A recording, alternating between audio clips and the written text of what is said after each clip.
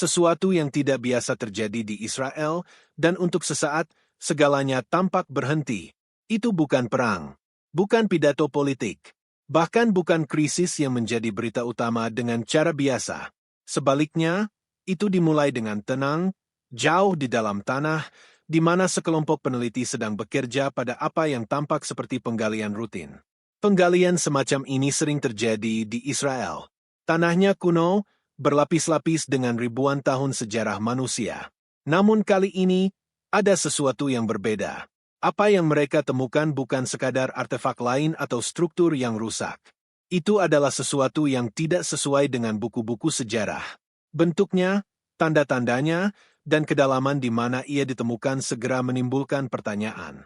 Para ahli di lokasi dilaporkan menghentikan pekerjaan mereka. Percakapan berubah dari santai menjadi mendesak. Telepon genggam dikeluarkan. Panggilan dilakukan. Dalam hitungan jam, kabar mulai menyebar, bukan secara publik, tetapi dalam lingkaran kecil sejarawan, ilmuwan, dan pejabat pemerintah. Dan saat itulah segalanya mulai berubah. Lokasi tersebut segera diamankan. Akses dibatasi. Bahkan beberapa anggota tim awal diminta untuk mundur. Ini tidak biasa ketika sesuatu yang penting ditemukan, tetapi kecepatan dan tingkat kendali tersebut mengangkat alis.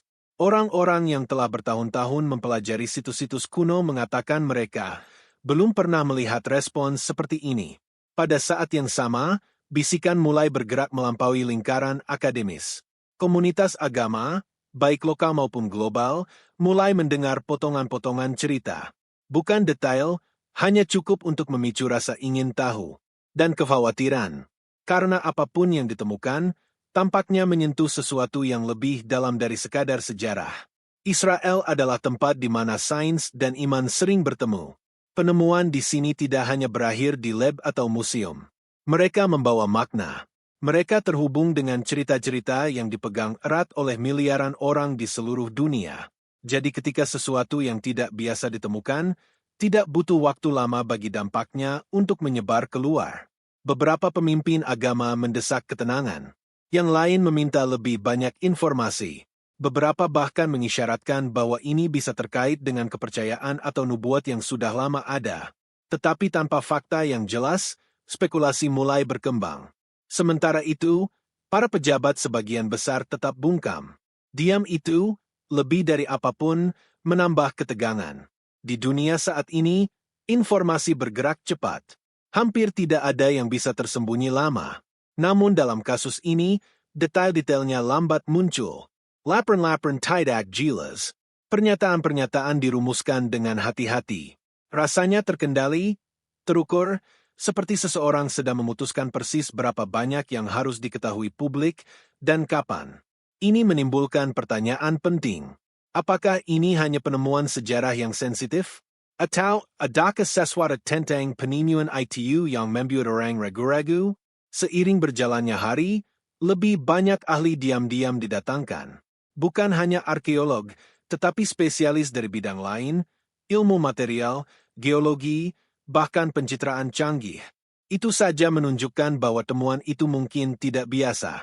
Karena ketika berbagai disiplin ilmu bersatu, biasanya itu berarti satu hal. Penemuan itu tidak cocok dengan satu penjelasan tunggal. Dan ketika itu terjadi, implikasinya bisa menjangkau jauh melampaui satu negara, satu sistem kepercayaan, atau satu momen dalam waktu. Sesuatu telah ditemukan. Sesuatu yang membuat para profesional berpengalaman berhenti, berpikir, dan mempertimbangkan kembali apa yang mereka ketahui. Tapi apa sebenarnya itu? Dan mengapa hal itu tampaknya membuat begitu banyak orang gelisah? Pada awalnya, hanya potongan-potongan informasi yang lolos. Bukan laporan resmi. Bukan pernyataan yang dikonfirmasi. Hanya kebocoran kecil dan hati-hati dari orang-orang yang dekat dengan situasi tersebut. Cukup untuk menunjukkan bahwa apa yang ditemukan bukan hanya tua, tetapi tidak biasa dengan cara yang membuat para ahli sekalipun berhenti sejenak. Objek atau struktur, tergantung bagaimana ia digambarkan, terkubur lebih dalam dari yang diperkirakan untuk apapun yang terkait dengan peradaban yang dikenal di wilayah itu. Itu saja menimbulkan pertanyaan. Sebagian besar situs kuno di Israel mengikuti pola umum.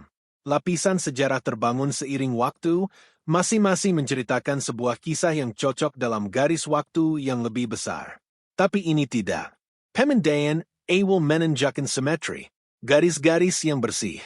Pola-pola yang tampak disengaja, bukan alami. Beberapa peneliti percaya itu bisa menjadi bagian dari ruang yang dibangun. Yang lain tidak begitu yakin. Bahannya sendiri tidak cocok dengan batu atau logam umum yang digunakan di daerah itu ribuan tahun yang lalu. Saat itulah penyelidikan berubah. Sampel diambil dengan hati-hati. Tidak terburu-buru. Tidak disebarluaskan. Menurut diskusi internal, komposisinya tidak langsung cocok dengan apapun yang dikenal. Bukan karena itu tidak diketahui dalam arti dramatis, tetapi ia tidak berperilaku seperti seharusnya bahan-bahan yang diharapkan. Menolak bentuk-bentuk pengujian tertentu. Detail itu, lebih dari yang lain, menarik perhatian. Karena dalam sains, resistensi terhadap analisis jarang terjadi. Sebagian besar bahan mengungkapkan strukturnya di bawah tekanan, panas, atau pencitraan.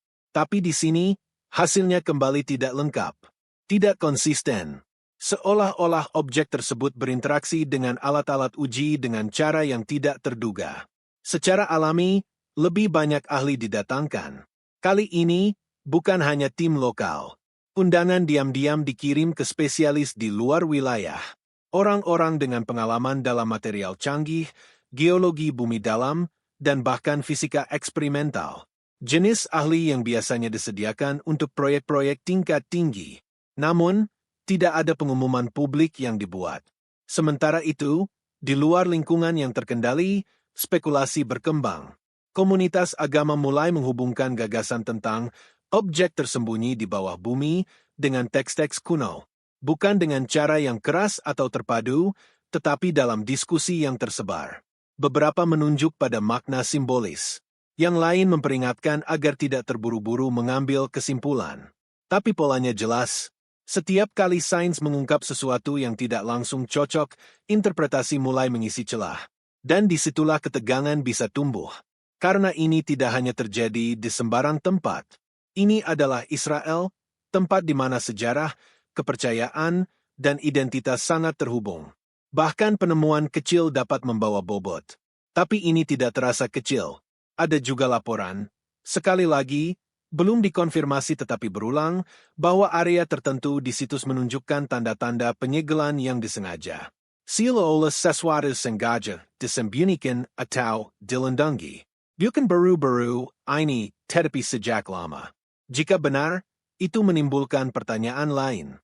Siapa yang memiliki pengetahuan dan kemampuan untuk menciptakan sesuatu seperti ini dan kemudian menguburnya begitu dalam? Dan mengapa? Pada saat yang sama, para pejabat tetap berhati-hati. Tidak ada penyangkalan. Tidak ada konfirmasi. Hanya keheningan yang terkendali.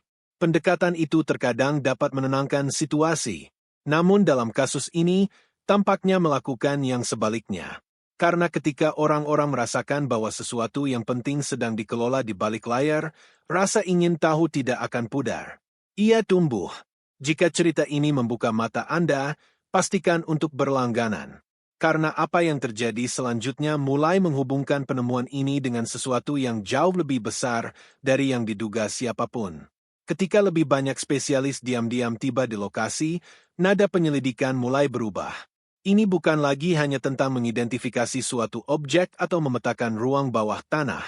Ini tentang memahami sesuatu yang tampaknya berada di tepi berbagai dunia, sains, sejarah, dan kepercayaan. Di dalam lab yang terkendali, interpretasi awal mulai terbentuk. Beberapa peneliti berpendapat bahwa struktur itu bisa berupa formasi geologi langka, sesuatu yang diciptakan oleh proses alami di bawah tekanan ekstrim selama periode waktu yang lama.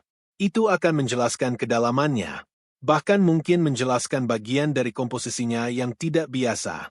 Tapi itu tidak menjelaskan simetrinya.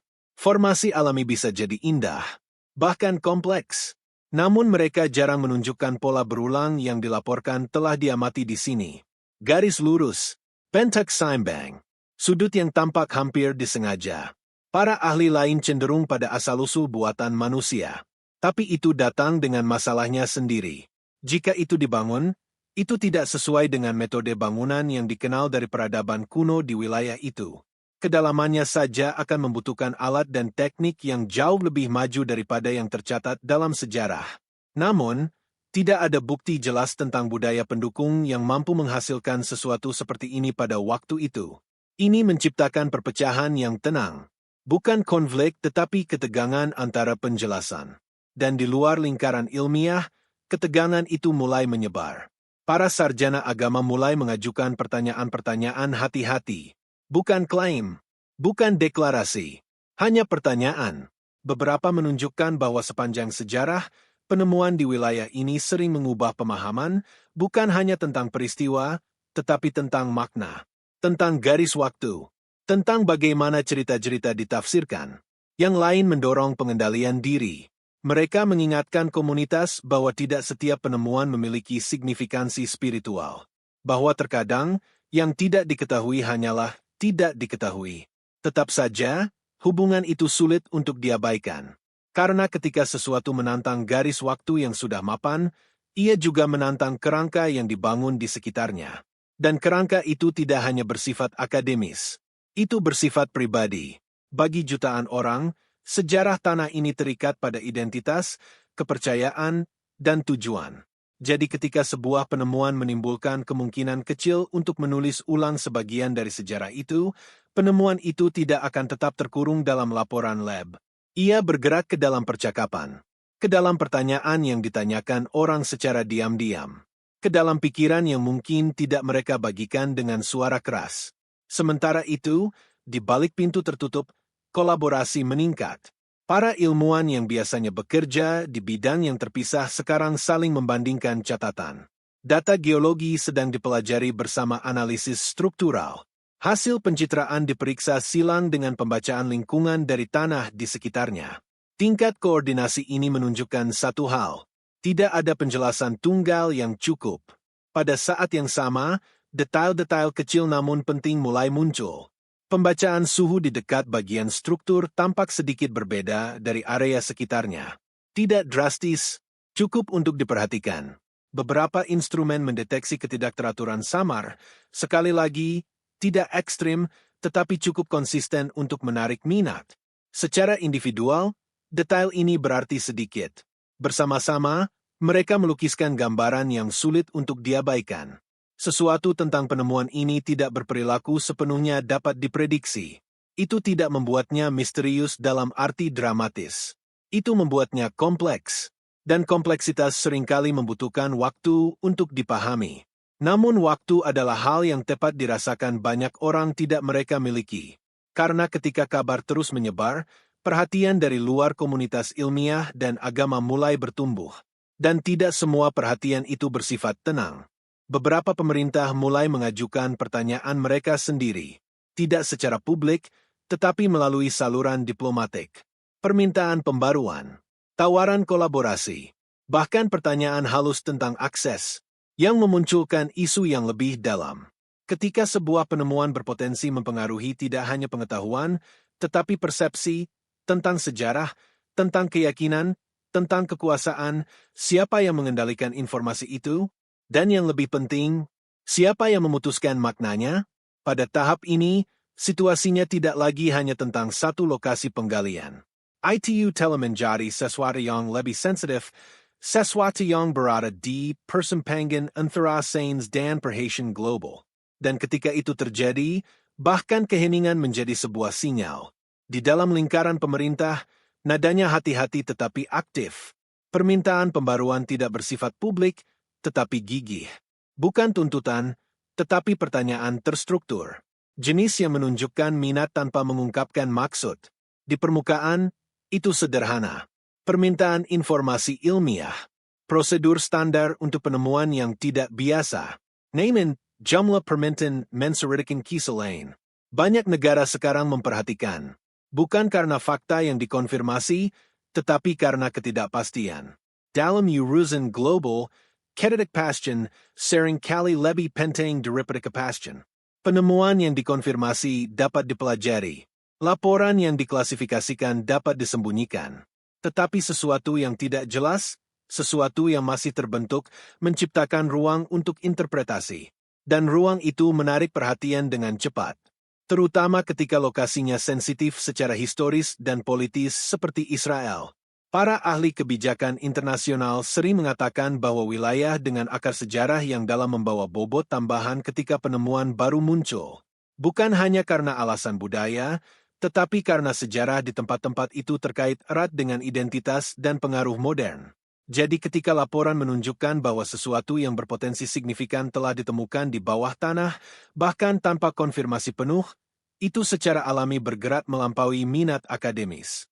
Ada juga kekhawatiran strategis, bukan tentang objek itu sendiri, tetapi tentang apa yang mungkin diwakilinya jika signifikansinya tumbuh. Mungkinkah itu mengubah narasi sejarah? Mungkinkah itu mempengaruhi pemahaman budaya?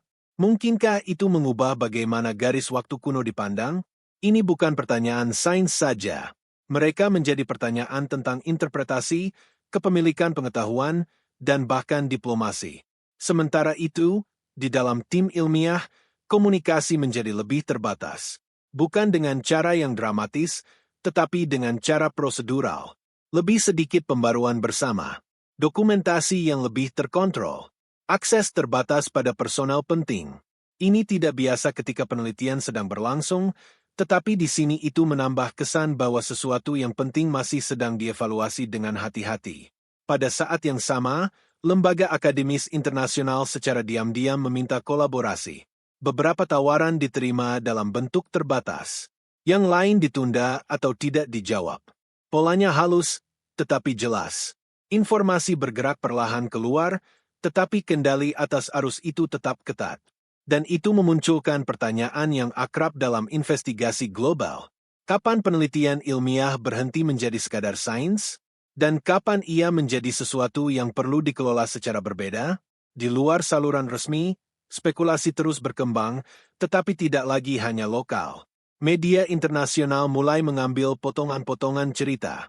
Bukan laporan yang dikonfirmasi, tetapi petunjuk tentang aktivitas yang tidak biasa, peningkatan keamanan, dan akses terbatas ke situs yang sudah dikenal karena kedalaman historisnya.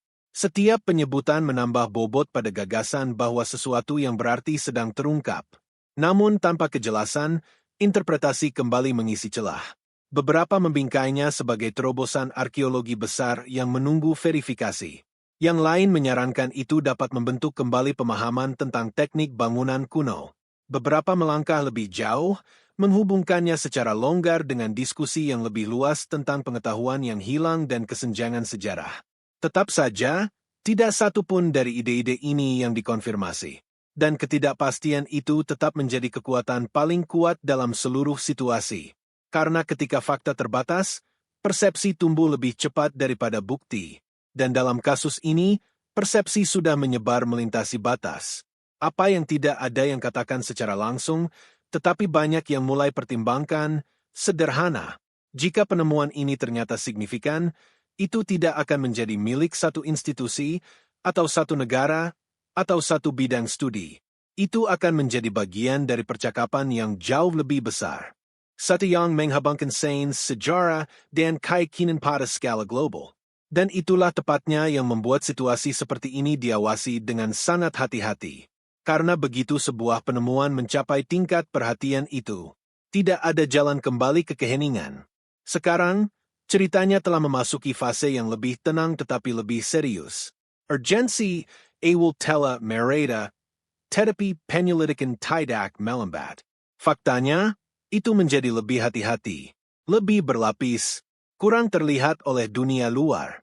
Itu sering terjadi ketika sebuah penemuan mencapai titik di mana kegembiraan awal berubah menjadi analisis yang lebih dalam. Fokus bergeser dari apa itu menjadi apa artinya. Dan pertanyaan kedua itu selalu lebih sulit. Di dalam lingkaran penelitian, diskusi menjadi semakin kompleks. Beberapa ahli masih cenderung pada penjelasan alami. Yang lain mempertahankan gagasan tentang struktur buatan manusia, meskipun tanpa kecocokan historis yang dikenal. Tapi ada kelompok ketiga, lebih kecil, lebih hati-hati, yang menghindari kesimpulan yang kuat. Posisi mereka sederhana. Belum cukup data yang ada untuk mengklasifikasikan sepenuhnya apa yang telah ditemukan. Pernyataan semacam itu mungkin terdengar biasa, tetapi dalam investigasi tingkat tinggi, itu membawa bobot. Itu berarti objek atau struktur tersebut menolak kategorisasi yang mudah. Ia berada di luar kerangka kerja yang sudah ada, setidaknya untuk saat ini. Dan itu menciptakan tekanan. Karena institusi, baik ilmiah maupun pemerintahan, bergantung pada klasifikasi, pada pemahaman, pada menempatkan sesuatu ke dalam kategori yang diketahui sehingga mereka dapat dipelajari dan dikomunikasikan. Ketika sesuatu tidak cocok, itu memaksa jeda. Bukan berhenti, tapi jeda. Sementara itu, di luar lingkungan yang terkendali, implikasi yang lebih luas mulai muncul secara diam-diam. Salah satu topik yang paling sensitif adalah interpretasi sejarah. Tanah Israel mengandung lapisan peradaban, masing-masing berkontribusi pada garis waktu yang panjang dan dipelajari secara mendalam. Arkeologi di sini tidak hanya akademis, ia terhubung langsung dengan pemahaman sejarah global.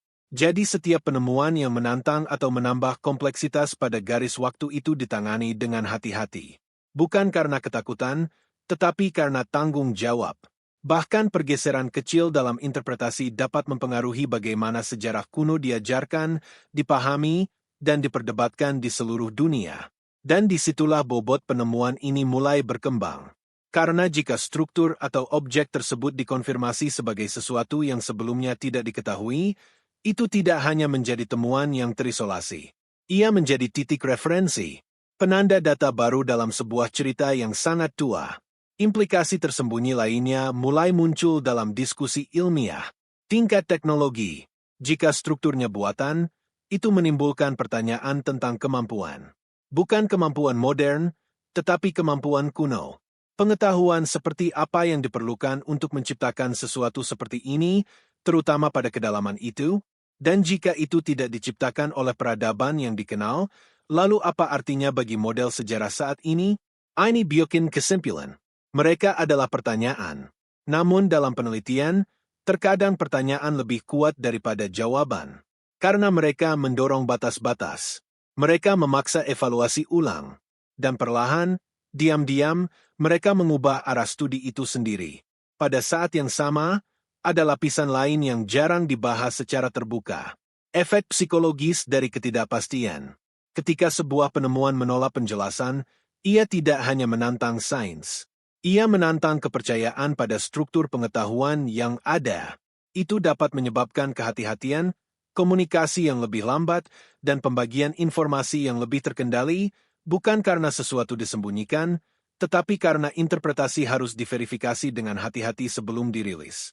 Tetap saja, tidak adanya informasi publik yang jelas menciptakan ruang bagi spekulasi untuk tumbuh lagi. Dan kali ini, itu lebih global. Tidak hanya terfokus pada apa yang ditemukan, tetapi pada apa yang bisa diwakilinya jika dikonfirmasi.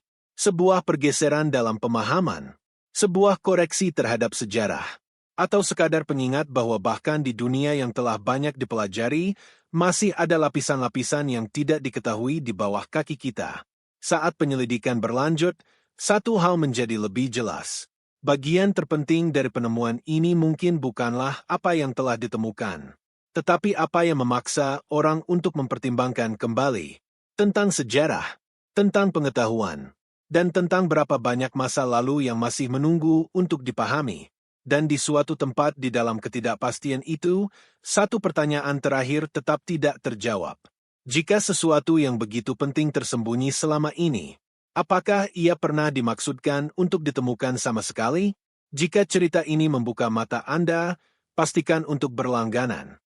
Karena apa yang akan kita temukan selanjutnya dapat sepenuhnya membentuk kembali cara kita berpikir tentang sejarah kuno.